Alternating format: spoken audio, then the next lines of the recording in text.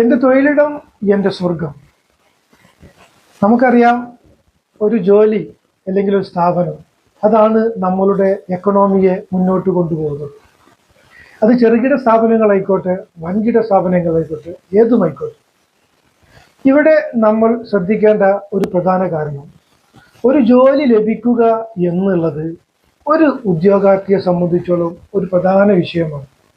ആ ജോലി ലഭിക്കുന്നതിന് വേണ്ടി തൻ്റെ കഴിവിൽ അപ്പുറമായി ശ്രമിക്കുകയും താൻ ആ സ്ഥാപനത്തിലേക്ക് എത്തിപ്പെട്ട് അവിടെ ഏറ്റവും നല്ല രൂപത്തിൽ ഇൻ്റർവ്യൂ നടത്തി ആ സ്ഥാപനത്തിൽ ഞാൻ ജോലിക്ക് ജോയിൻ ചെയ്യുകയും ചെയ്യും.